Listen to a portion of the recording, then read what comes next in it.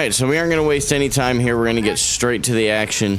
See what we can do about getting this figured out. So really what we're looking for here is just fundamental mistakes in my Sigma. So right now we're going to back up just a little bit because the fight's about to begin and I don't need to be playing this at 2x speed. Slow it back down to 1x. I'm not doing bad damage. I did prevent the Doom from displacing our Junkrat, and eventually that Doom ends up dying for it, as I remember. Yep. Good. Now, here's already something I'm seeing. I know I'm playing it at 1x speed, so it is inherently slower, but why am I not moving, right? Now our Dalen, our Junkrat just got picked, but before that, I was just staring, like, why am I not taking any space? I have plenty of shield, I have plenty of health, I have my kinetic grasp up. I need to make quicker decisions is what I'm seeing. Now, Sigma, obviously being a poke tank, part of where he excels is the fact that he can play slowly. However, right now we're so up. I need to push up and take some kills here. I am so petrified of this Widow that I'm just not even doing anything. And now the Doom's back, so now I really can't. I don't know why I rocked there. So far, my fundamental. So far, we're not far into this. Is that I am okay? My rocks mechanically could use some work. That seems to be one big thing with Sigma specifically. But I feel like one of my biggest flaws as a tank is that I don't play fast enough. Now, sometimes you need to slow down, right? When you're low or when you're down a couple teammates. However, right here, like, we could have taken that point so easily. So I just don't understand why I'm not, like, I'm poking him out, sure, but I'm not. Okay. So far, this is my big thing I'm seeing as I'm watching my own gameplay. And one of the biggest pieces that I think I'm going to write down for myself is simply that I am not making moves as fast as I could be. I'm not capitalizing on low targets, and I'm not capitalizing on situations that are favorable to us. For example, when we killed that Doomfist, we absolutely should have pushed up. I should have been taking a bunch of space and denying their access to the point, but for some reason I played like a chicken, so I have no idea why I did that. But yeah, we block off the Widow, not a bad play. Holding on to shield here, not horrible. Okay, so the sit, he was discorded here. He get below half and discorded, or no? Okay, so he's now discorded. Yeah, right here. If I had turned on him, how do I... Oh, free cam, here we go. I feel like this would have been... Let's try and play that a little bit slower. So that's the Sigma, I am the Sigma. Doomfist is waiting for me. He's waiting for somebody to come over here and punch. He pushes back here. He's down a cooldown. Our Zen notices this, Discord orbs him, bursts him down. He's now half. I know this, see the Discord, and for some reason... I do nothing.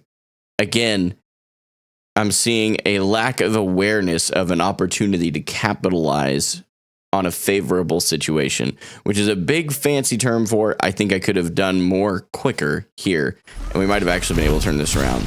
My rocks could use some mechanical improvement, that's for sure. I mean, that's no denying that, but I don't think that's what's going to make the biggest difference here.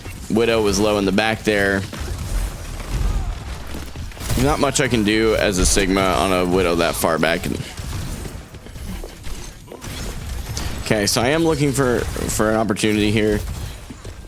I think fundamentally I am. I'm just taking too long. We burn tree. Not bad.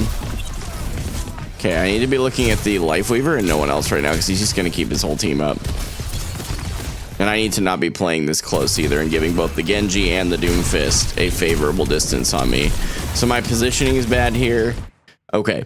So far, that's the first major mistake in positioning. There could have been a better position in multiple other situations, I'm sure.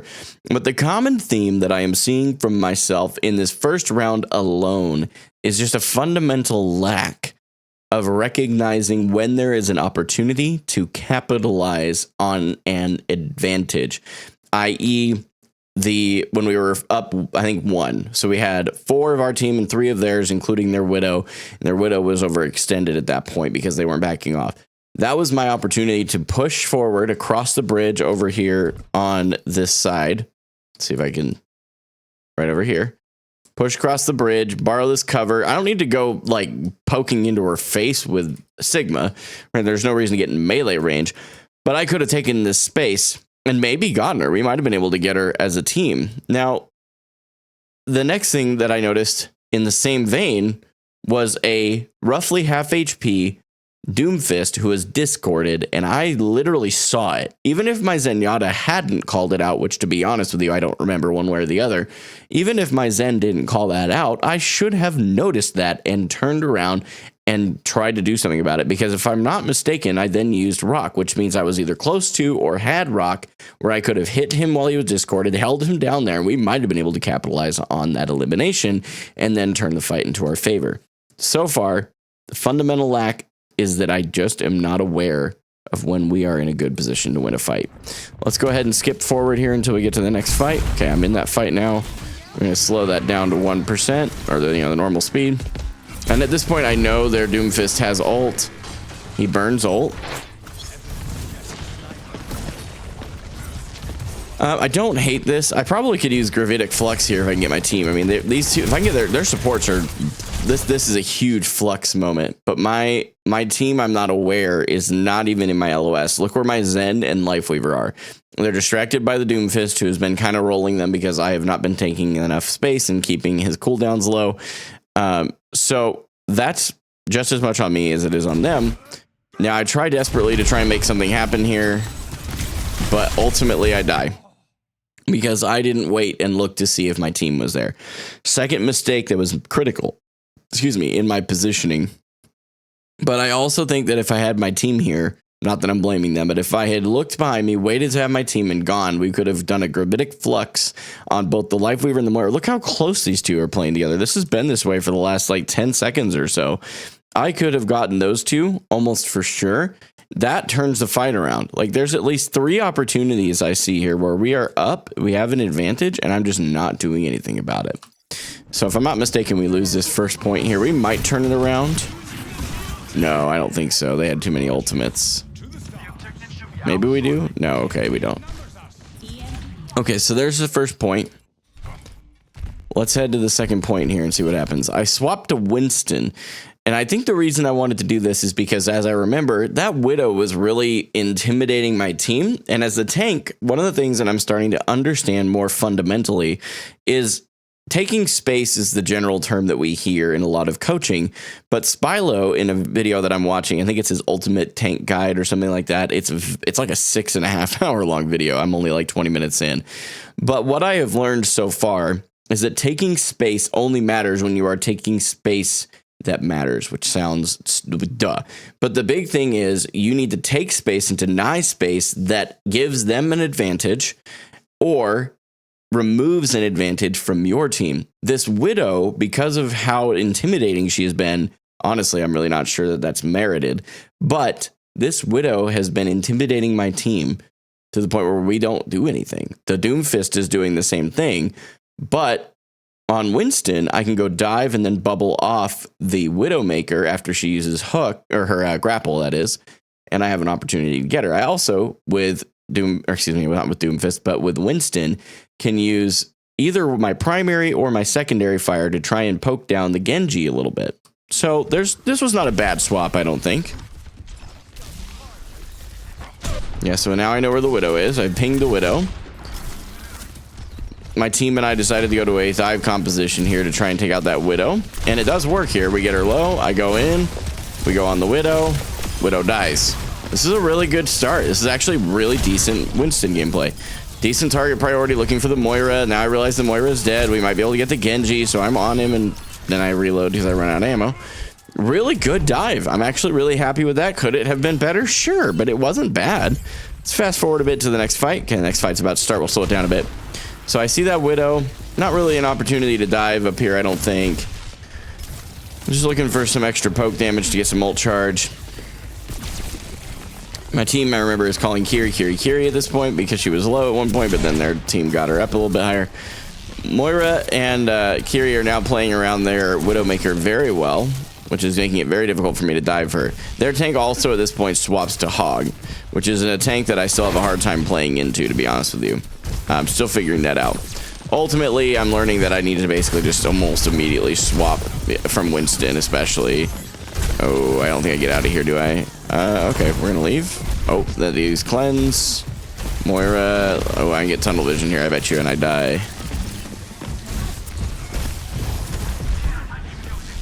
Wherever their Tracer is, she's low. Okay, so Dalen was fighting her. Oh, I walked right into that hook. It's my fault. We have beat now, so now I start calling out the supports. Okay, we burned out Moira's Fade. I thought she had gone over here, but yeah. So that's a mechanical issue. I'm also realizing we have no support at this point, and I'm very low, so I'm just going to back out and let them take the point. We held it for a while. So far, Winston, I feel like I like a couple of times, I'm still not capitalizing. I'm still seeing that as a common theme between my Sigma and Winston. I'm just not capitalizing on opportunities. Like that Moira is a great example. She faded, and instead of continuing to look for her when I couldn't see her anymore, I just I just got to shoot something, and I found the next target instead of recognizing that if I get the Moira out of the fight, it's a whole different thing. So let's keep watching and see what happens here. Fast forwarding kind of to the next fight. I think I come back to swap to Orisa, if I'm not mistaken. No. What was I doing? Oh, getting heals from spawn. That makes sense. By the way, you should use code HOPE at checkout for your freshen up order. Saves you 20% and helps the channel out a ton. Okay, so I go on Cassidy. We do get the Cassidy. I know I can play a bit more aggressively because I have my Primal here. Okay, they call out Kiri. I kind of botched my jump here. And they call out for Hog, and I'm looking at Hog. I did. I definitely hit that Hog with the teabag. I was hoping to cut off this Tracer. I don't remember if we ever actually get to do that. Yep, we got a pick here. This is an opportunity for me to go in. Okay. This is a product of the fact that I don't have very many hours on Winston. And it's kind of like Diva Bomb. Winston's primal rage needs to be treated as a second life rather than an actual like initiating thing, if that makes sense. So that's what I'm learning. That again, bad mistake here because I end up burning the ultimate. I don't think we lose the point, but so I'm trying. Okay, yeah, see, and I die mid ult here because I burned it. I didn't really think much of it.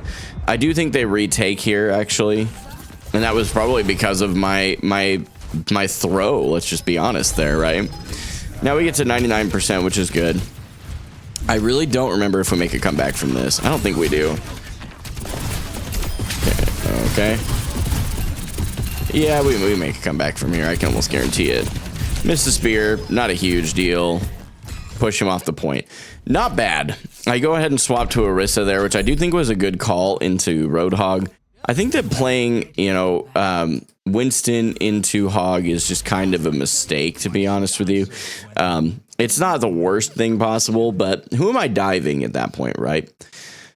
So I play Winston, and I'm like, I kind of want to get back on the Sigma, which is actually a good thing in this case because they come out on Malga. Hot take, if you're playing Malga, you don't know how to play tanking. You just like pressing left and right click and aiming. I don't think it's that hot of a take. I think pretty well most people would agree with me there. It's not fun. I don't understand why people enjoy playing Malga or playing into Malga, but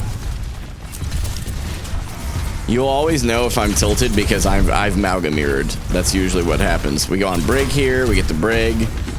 Trying to deny that here. Now this Malga is just getting way too much value. I use my shift for some reason. I really don't know why I did that. Ooh. Yeah, my rocks I need to spend some time in Vaxta on those. That would probably help just some on its own. I'm ignoring the Malga as best I can. He's in cardiac overdrive or whatever it is. Let's figure out what it's called. I think that's right though, cardiac overdrive. Okay, so we get the Malga, we dive the Kiri, trying to block off the damage from the Pharah. Man, yeah, my aim in general on Sigma could actually use some work. Of course, I am shooting a flying hero and a very small hitbox hero with a projectile. That happens. So I kind of got lost in the sauce there. So far, what I would really say is this actually hasn't been terrible. There's been some mechanical things like just aiming very poorly with my primary fire and Sigma's, his rock ability. But I do like the Sigma into Mauga. I feel like that's not a bad matchup at all. Would I say that Sigma is a hard Mauga counter? It definitely a counter. I don't know about a hard counter. I'm sorry, not Sigma. Orisa, or even just mirroring Mauga is much more of a counter in that sense, I think, than Sigma. But that's my current understanding. But I will say that's one thing I've been avoiding, is trying my hardest to just avoid playing counter pick, because I think it's boring. It's not fun. And really what you end up having is just a game where it's very skillless and you just have people who know how to swap and play the hero decently. I don't think that's going to be as common in the upper ranks once we get there, which will take a while, but I'm cool with that. Okay, so my team gets separated. I've used my grasp now, kind of in a panic against this Brig. We got the Brig, but they went ahead and used Rush. If I'm not mistaken, they have Barrage. No, they were just close. Okay, good. Okay, I try and get this guy. He just basically plays me around the rosy. He was hoping his Mega would be there, but fortunately, my soldier was there to clean up that fight. So far, we're really in a winning advantage here. So what I'm curious about is what causes us to lose. And I'm willing to bet, before we get into this next fight, it'll be my mental and that it slips because I'm playing into Mauga. Somewhere I need to improve, because I despise playing into Mauga. It's just not fun. He's nowhere near broken like he was, but like, it's just not as fun as playing into other tanks. I'm all for losing a game against a well-skilled player, but that was a great pick on the Widow's part. I don't know if there was much more I could have done there. Kind of figured he'd have ultimate, so I tried to back up here.